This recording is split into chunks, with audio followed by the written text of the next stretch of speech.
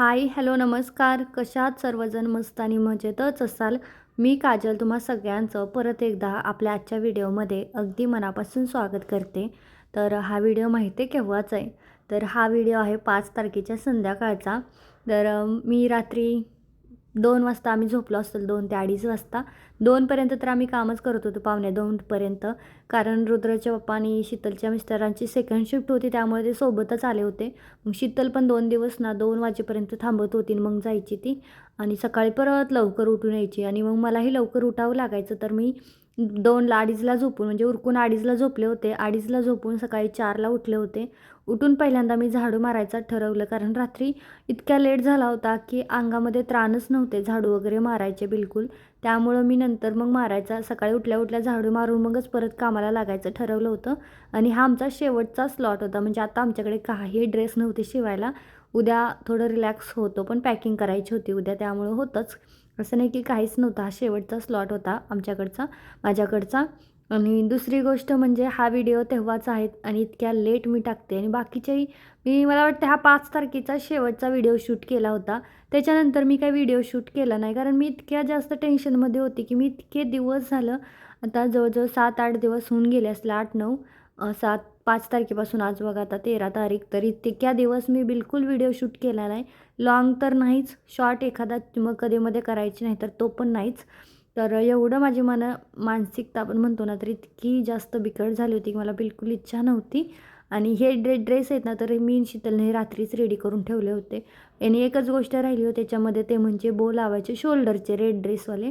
आणि बो तयार होते पलीकडे पाठीत, फक्त लावण्या वाचून राहिला. आणि त्याच्यावरून मग मला म्हणजे खूप असं कस्टमर पण बोलले की बो नाही लावला वगैरे. त्या बोसाठी तर आम्ही शोल्डरच्या फ्रॉक घेतली होती. तर माझ्याकडे इतके बो बनवून आम्ही ठेवले होते दोघींनी रात्री 2पर्यंत. पण लावायचं राहिलं, कारण पॅकिंग करताना पटपट पटपट असं वाटते की पॅकिंग करावी आणि सगळं आपलं इथून आहे ना ते निघून जावं, कस्टमरला लवकर पोहोचावं, हीच घाई लागलेली असती. आणि मला वाटलं होतं ना त्यापेक्षा खूप जास्त म्हणजे मला ऑर्डर आलेल्या होत्या. मी साधारणतः 6 वेळा संक्रांतचे ड्रेस पॅक केले. 6मध्ये माझ्याकडे 40 ते 50 अशा फ्रॉक होत्या. 6च्या 6 पॅटर्नमध्ये, कधी-कधी 60ही असायच्या. आणि हा माझा शेवटचा होता ना, तर याच्यामध्ये खूप फ्रॉकी होत्या. तर बघा इथं मस्त झाडू वगैरे मारून घर छान आधी आवरून घेतलं. म्हणलं कचरा वगैरे भरूयात, आता सकाळच होतच आली होती. माहिती आहे मला ना, रात्री जागणं शक्य नाही. मी कुठं जातच नाही. जर रात्री जागरण असेल किंवा जागायचं असेल किंवा पहाटे लवकरच उठायचं असेल, अशा ठिकाणांना मी कधी जात नाही. आणि माझ्याच्याने ते होत नाही. मला झोप प्रॉपर लागते. जोपर्यंत मला माझी झोप होत नाही ना, तो मला कोणी मला उठवलं ना, तरी मला इतकी राग येतो ना समोरच्याचा की बस. पण हे 2 दिवस आम्ही इतके अतोनात, म्हणजे 4 तारीख आणि 5 तारीख हे 2 दिवस आम्ही खूप जास्त जागरण केलं आहे आणि खूप जास्त जागून हे सगळे ड्रेसेस मी इथं रेडी करून घेतले होते. भारीसुद्धा खूप वाटत होतं. याच्यानंतरचेही मला व्हिडिओ शूट करायचे होते की मी मसनी साफ केल्या, त्यानंतर बऱ्याचशा गोष्टी आवरल्या, काही न लागणाऱ्या वस्तू भरून ठेवल्या. ते सगळंच मला शूट करायचं होतं, पण नाही झालं, मनस्थितीच नव्हती. त्यानंतर आता बघा सकाळ होत आली होती. माझं बाकीचे बऱ्यापैकी आवरलं होतं. सगळ्यात पहिलं म्हटलं किचन पण आवरून घेऊया, कारण रात्री किचनसुद्धा नव्हतं आवरलं. झालंच नाही तर काय करणार ना एकटं माणूस. आणि ठीक आहे, 1-2 दिवस चालतं जर आपल्याला खूपच जास्त कामाचा लोड आहे, तर इकडं थोडंसं स्किप झालं तर चालतं. आणि असं माझं जास्त काही खराब किचन नव्हतं. फक्त थोडंसं पुसून वगैरे घेतलं असतं तरी झालं असतं, पण नाही झालं ते रात्री. कारण रात्री जेवण 2 दिवस झालं बाहेरूनच मागवत होतो. कारण ती पण थांबायची ना, मग आम्ही दोघी मिळून एका तासात, अक्षरशः तुम्हाला विश्वास नाही बसणार, पण आम्ही एका तासामध्ये 9 फ्रॉकी शिवल्यात. म्हणजे आम्ही किती ड्रेस शिवले असतील ना, म्हणजे काउंटच नाही करू शकत, इतके ड्रेस शिवले असतील आम्ही. म्हणजे एका तासात काय करायचं आता, एकट्यानेच एका तासात शिवायचं म्हणलं ना, जास्तीत जास्त 3 फ्रॉक होतात. पण 9 होण्याचं कारण म्हणजे ती वरचे पार्ट तर रेडी करायचे, चेनी लावायची, मी खालचे घेर जोडायचे, फिटिंग करायचे नाही, मग असं पटपट व्हायचं. म्हणजे एक साथ फिटिंग, आता एक साईड एका ड्रेसला फिटिंग करा, परत ओव्हरलॉक करा, असं न करता आम्ही ना सगळे ड्रेस रेडी करून घ्यायचं, सगळ्यांना सोबतच फिटिंग टाकायचं, सगळ्यांना सोबतच ओव्हरलॉक करायचं. याच्यामुळे आमचे ड्रेस ना खूप फास्ट उरकले होते. नाहीतर दिवसभरात फक्त मी 7 शिवले होते आणि तिने 7 शिवले होते. पण नंतर संध्याकाळ झाली ना, म्हटलं आता बाबा उरकत नाही, शीतल काहीतरी आपण केलं पाहिजे. मग आम्ही जुगाड लावला आणि असं करायचं ठरवलं. तेव्हा कुठं आमचे ड्रेसेस कंप्लीट झाले. म्हणजे जेवायचे आम्ही आधी मी एका तासात 9 शिवले होते. त्याच्यानंतर जेवण करून आम्ही 12-13 शिवले ड्रेस. रात्री 12:30पर्यंत शिवले असतील, 12:30-1. कारण तिथून पुढचा 1.5-2 तास तर ते परकर पोलक्याचं हुक लावा, कुठे बटन लावा या गोष्टीमध्ये जातात. पण ठीक आहे चला. आणि त्यानंतर बघा आता इथं सगळं भाज्या-बिज्या रात्री आणून ठेवलेल्या होत्या. म्हणजे बाहेरून नव्हत्या घेतल्या बाजारातून. इथे दारातून येतात ना, तर त्यांच्याकडूनच काल दुपारी घेतलं होतं. काहीच नव्हतं. 2-3 आठवडे झालं मी भाजीला सुद्धा गेली नाही. जसं माझ्यावरती संक्रांतीचा लोड होता तसा. शक्यच होत नव्हतं आणि तिकडं गेलं की काय होतं 2 तास कसे गुल होतात समजत नाही. ते 2 तास आपण आपल्या कामासाठी दिलं तर मला खूप म्हणजे भारी वाटायचं. त्याच्यामुळे म्हटलं नको रे बाबा. म्हणून मी काल दुपारी इथं फ्रूट वगैरे किंवा भाज्या अशा बऱ्याचशा गोष्टी घेऊन ठेवल्या जे की मला अजून आठवड्याभर पुरतील. तसं ह्या आठवड्यात आम्ही इतकं जास्त बाहेरचं खाल्लं आहे ना, की आता मला बाहेरचं खाण्याची नफरत व्हायला लागली, की नको वाटतं. बाहेरचं बघितलं ना, तरी आत्ता नको. पहिल्यासारखं आवड नाही राहिली. कारण म्हणजे ह्या महिन्यात तर आम्ही जास्तच बाहेरचं खाल्लं आहे. रोज बाहेरूनच जेवण मागवा. तसंही एवढं घरी बनवत बसण्यापेक्षा ₹150 ₹200 थाळी भेटते, जी की सरत नाही अगदी एवढी जास्त आणि काही कधी-कधी वेगळंही बरं वाटतं, पण जास्तही नाही आपण खाऊ शकत. नाही खाऊ शकत. एखाद दिवस ठीक आहे आणि मी जरा अतीच झाले त्याच्यामुळे माझी तब्येत पण खूप खराब झाली. काही म्हटलं ना, कितीही बाहेरचं खातो मी, पण घरचं जर थोडंसं जरी खाल्लं ना, तरीच पण तब्येत ठीक राहते. आणि चहा पण अति पिलो आहे. कारण एवढ्या वेळ जागं राहायचं, दुपारचं झोपायचं नाही बिलकुल, डोळे मिटवायचे नाहीत, एवढं सगळं करायचं म्हणजे चहा आम्ही अगदी 3-3, 4-4 कधी-कधी 5-5 वेळासुद्धा दिवसातून चहा पिलो आहे. त्याच्यामुळे सांगता येत नाही एवढे जास्त चहा पिले आणि तब्येत पण आता ना त्यामुळेच खराब झालेली होती माझी, खूप खराब झाली. तर इथे बघा आता माझे सगळे ड्रेसेस रेडी झाले होते. म्हटलं बाकीचं थोडंफार सामान आहे ते आवरूया आणि त्याच्यानंतर मग ड्रेसचं जे शूट आहे ना, तर ते शूट करून घ्यायचं होतं लास्टच्या व्हिडिओचं. आणि त्यासाठीच माझी तर तयारी चालू होती. बाकी आता छान वाटत होतं. ते दोघंजण उठले नव्हते. मला माहीत होतं त्यांच्यासोबत जर मी आज उठले असते का नाही, तर हा पसारा बघून ना माझ्यावर भडका उठला असता. कसला ओरडाओरडी नुसतं झालं असतं. त्याच्यामुळे ते उठायच्या आधी मी सगळं आवरून, माझं ड्रेसचं सगळं आवरून, किचन आवरून घेतलं. त्यानंतर झाडू वगैरे सगळं झालं. कपडे नीट ठेवले कारण तर मला आता दाखवायचं होतं. आणि त्यानंतर आता मी संडेचाच व्हिडिओ शूट केला होता. सकाळी मॉर्निंगला आम्ही गेलो होतो. यांच्या कंपनीचे ना खेळ होता. खेळ महोत्सव म्हणून एक कार्यक्रम होता. तिकडे गेलो तिकडे बरेचसे खेळ होते. रुद्रचा वगैरे पण होता. पण माझं तर नावच माझ्या नवऱ्याने कशात नाही टाकलं. नाही तर बघा भरपूर छान मुलं खेळत होती. पण याच्यामध्ये ना एवढं म्हणजे इतकी मुलं झाली होती त्या कंपनीमध्ये काय किती लोकं काम करतात. एवढ्यांची मुलं म्हटलं की इतका गोंधळ. तरी मी हा सगळ्यात शेवटचा व्हिडिओ घेतल्यानंतर सुरुवातीला संगीत म्हणजे खुर्ची ना त्या लाईनपासून या लाईनपर्यंत खुर्च्या मांडल्या होत्या. जवळजवळ 30-35 पोरं होती एक सोबत खेळायला.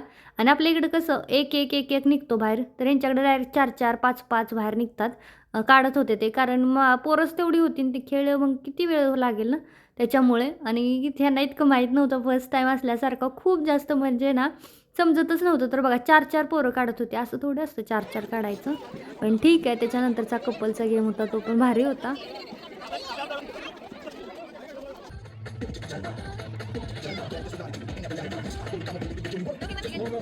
तर माझ्या नवऱ्याने माझं याच्यामध्ये नावच टाकलं नव्हतं. म्हणे पडलं-बिडलं तर इज्जत जाईल. एवढी ओरडली ना, मला माहीत नव्हतं काय-काय गेम आहेत. पण तेवढंच थोडा वेळ एन्जॉय, थोडा वेळ काहीतरी वेगळं. पण नाही त्यांना एवढं काय म्हणजे लाज वाटते काय माहीत, खेळायचंच नसतं.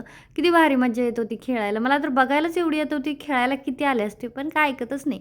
इथं यायचं, नुसतं बसायचं. क्रिकेट तेवढं आवडतं, तिकडंच बसले, तिकडचंच बघितलं आणि झालं. मग आम्ही गेलो घरी. थोडी शॉपिंग वगैरे केली ट्रेंड्समध्ये आणि मग त्याच्यानंतर घरी गेलो. त्यानंतर भरपूर आराम केला आणि आता हा सोमवारचा व्हिडिओ आहे. मी 8-10 दिवसाचं एकत्र सगळं टाकलं आहे, की तुम्हाला सुद्धा बघायला असं वाटत असेल, की किती दिवसाचं एकसाथ टाकलं आहे. तर इथं सगळ्यांना गडवाळच्या साड्या आलेल्या होत्या, तर तेच मग सॅम्पल पीस मी इथं कलर वगैरे दाखवत मला व्हिडिओ बनवायचं होतं, तेच केलं होतं. एवढी लांब असते ना गडवाळची साडी, इतकी लांब लचक आहे ना, की बसच खूप लांब आहे आणि मलाच एवढी घडी घालताना लांबी रुंदीला खूप परिपूर्ण अशी साडी आहे. आणि मोस्ट ऑफ ना ज्या बायका रोज डेली यूज करतात ना, असं जसं की एजेड थोड्याशा, तर त्यांच्यासाठी तरी खूप चांगली साडी आहे. कारण एवढी कॉटन, एवढी मऊ, सॉफ्ट कुठेच नाही. म्हणजे दुसऱ्या नाही. कम्फर्टेबल तर खूप जास्त वाटते याच्यामध्ये. आणि ज्या बायकांना नऊवारी नसतात त्यांच्यासाठी सुद्धा चांगलं आहे. कारण ही साडीची लांबी ना खूप आहे, जास्तच आहे जरा. तर इथं सगळ्या साड्या-बिड्या बघा व्यवस्थित नेऊन ठेवल्या आणि आता परत आम्ही कामाला लागलो आणि परत आपल्या पहिल्यासारख्या आता रोजच्या ऑर्डर सुरू झालेल्या आहे ड्रेसच्या वगैरे आणि बंद होत नाही. मला असं वाटलं होतं की यार आता आपलं WhatsApp बंद झालं तर सगळं बंद होईल. पण ड्रेसचं नाही बंद झालं. साड्यांचं जरा कमी झालं. कमी झालं म्हटल्यापेक्षा खूपच कमी झालं साड्यांचं. अगदी आता 1, 2, 3, 4 ऑर्डर येतात दिवसाच्या, नाही तर मग नाहीच. कारण की आता परत शून्यातून सुरुवात करायची म्हटल्यानंतर बरेच दिवस जाणार आहे याच्यामध्ये. आणि आता मी केली तर आहे शून्यातून सुरुवात, दुसरं WhatsApp चालू केलं आहे. पण माझा ईमेल ID तोच असल्यामुळे सगळ्यांचे नंबर माझ्याकडे सेव्ह आहेत. फक्त आता प्रत्येकाला मला हाय, हा माझा नवीन नंबर असं मेसेज टाकावा लागेल. तेव्हा कुठे सगळेजण माझा हा नवीन नंबर सेव्ह करतील आणि तेवढा वेळ पण नाही सगळ्यांना मेसेज टाकायला. तरीसुद्धा आता आपल्याकडे बऱ्यापैकी म्हणजे 300-400 लोकं जमा झालेली आहे WhatsAppला. भारी वाटतंय. पण थोडंसं पहिल्यांदा इतकं जास्त वाईट वाटत होतं, की वाटत होतं डिप्रेशनमध्ये जाते काय. पण आता एवढं काही वाटत नाही. आता थोडंसं रिलॅक्स वाटतंय. कारण आत्ता माझ्या WhatsAppला असा काही प्रॉब्लेम येणार नाही. कारण आता मी विकत घेतले WhatsApp. म्हणजे मंथली रिचार्ज करून आता ते आपल्या चॅनलला काही पण कोणी पण रिपोर्ट मारो, काही करू दे. पण आता आपलं बंदच करणार नाही आहे. म्हणजे रिचार्जवरती आता मी चालू केलेलं आहे. आता जर माझं WhatsAppला तुम्ही बघितलं तर ना अशी ब्ल्यू टिक असेल माझ्या नंबरच्या वरती, तर ती मी घेतलेली आहे. त्या टिकसाठी मला पैसे भरावे लागले, सगळं व्हेरिफिकेशन करावं लागलं. पण मी ठरवलं होतं की आता जर नवीन सुरुवात करायची आहे, तर आता सुरुवात अशी करायची की ती कधीच बंद नाही झाली पाहिजे. आणि बऱ्याच जणांनी वेगवेगळे मला म्हणजे प्लॅटफॉर्म दाखवले की याच्यातून कर, त्याच्यातून कर, पण ते आपल्या बजेटच्या बाहेरचे होते. मग मला हे WhatsAppला थोडा ठीक वाटलं एवढं कमी. साधारणतः 750-700च्या आसपास घेतले पैसे महिन्याला घेत आहेत. पण ठीक आहे, आपलं WhatsApp बंद नाही करत. आणि जर पहिल्यासारखा जर चांगला बिझनेस चालू झाला तर एवढं 600-700 पे करायला काहीच वाटणार नाही. पण ह्याचं एक नुकसानदायी हे आहे की तुमचा जर बिझनेस नाही चालला, खूपच स्लो चालला आणि आता आपल्याला वाटते की बाबा आता आपल्याला नको आहे, हे बंद करायचं आहे. जसं की मोबाईलला रिचार्ज नाही केला की मोबाईल बंद होतो, तर तसं नाही याचं. याचा ऑटोमॅटिक रिचार्ज होतो. म्हणजे आता आज केला ना, पहिला संपला की त्याच दिवशी परत ते लोकं आपल्या अकाउंटवरून आपोआप पैसे कट करतात तेवढे. तर आता हे मला नको होतं, भीती वाटत होती हे करताना. कारण मला असं वाटत होतं, थोडीशी आशा होती की माझा पहिला नंबर चालू होईल, मग सगळ्यांकडे तो आहे वगैरे असं वाटत होतं. पण नाही, त्या आशा माझी धुळीत मिळालेली आहे. कारण परमनंटली बॅन झाला असा मेल आलेला आहे WhatsAppचा. त्यामुळे तो आता निघालाच तरी 1.5 ते 2 वर्षानंतरच ऑन होईल. तोपर्यंत काय ऑन होणार नाही. पण आता ठीक आहे, केलीच आहे शून्यातून सुरुवात, तर ठीक आहे. आता थोडे दिवस लागेल ग्रो करायला, कारण खूप दिवस झाले आता व्हिडिओ टाकायची इच्छा नव्हती. एवढे सारे कोलॅबोरेशनचे किचन क्लीनर आणि टॉयलेट बाथरूम क्लीनर इतके येऊन पडलेत ना. पण आता त्या लोकांनी ज्यांनी मला हे दिलं आहे ना, त्यांचा त्यांचा नंबर पण माझ्याकडे नाही की त्यांना कॉन्टॅक्ट करून सांगाय की बा माझा हा नंबर आहे वगैरे. असं काहीच होत नाही आता. पण ठीक आहे, बघूयात आता जसं होईल तसं. आणि संक्रांतीचा जो मी काही घेतलं होतं ना, इन्व्हेस्टमेंट केली होती. खूप जास्त इन्व्हेस्टमेंट मोठी केली होती मी. जवळ-जवळ 60-65 हजार मी साड्यांमध्ये इन्व्हेस्ट केले होते. 4 तुम्ही किती ड्रेस शिवले असतील. तर ठीक आहे. आणि आता याच्यातून ना साधारणतः एक 25 फ्रॉक तरी 25 ड्रेस तरी छोटे-छोटे सहज होतील एवढा कपडा शिल्लक राहिला आहे. साड्यांमध्ये सांगायचं झालं तर फक्त मोजून 2 साड्या शिल्लक राहिल्या होत्या. त्या पण आता मी याच बॉक्समध्ये टाकल्या आणि आता ह्या बॉक्सला व्यवस्थित रॅप करून एक टॅबलेट आतमध्ये ठेवून उंदराचे वगैरे असं मग आता मी याला रॅप करते. व्यवस्थित पॅक करून वरती ठेवून देणार आहे. कारण आता हे काळं लागणारच नाही. काळे कपडे नंतर कोणी घेत नाही. माझा आधीचा अनुभव आहे 1 वर्षाचा. कोणीही ब्लॅक ड्रेस घेत नाही. आता ब्लॅक पुढच्याच वर्षी. त्यामुळे सगळं पॅक करून बॉक्स पॅक करून वरती ठेवून देणार आहे. जो मला पुढच्या वर्षी यूज होईल. तर जाऊ द्या. चला, कसा वाटला आजचा ब्लॉग नक्की कमेंटमध्ये सांगा ना. आता मी ठीक आहे, कारण बऱ्याच जणांना काळजी वाटत होती. तर मी आता ठीक आहे, थोडंसं गिवअप करायला वेळ जाईल, पण ठीक आहे, करूयात प्रयत्न करायला, काय प्रॉब्लेम आहे. आणि भेटूयात पुढच्या व्हिडिओमध्ये. तोपर्यंत सगळेजण खुश राहा, मस्त राहा. Bye bye.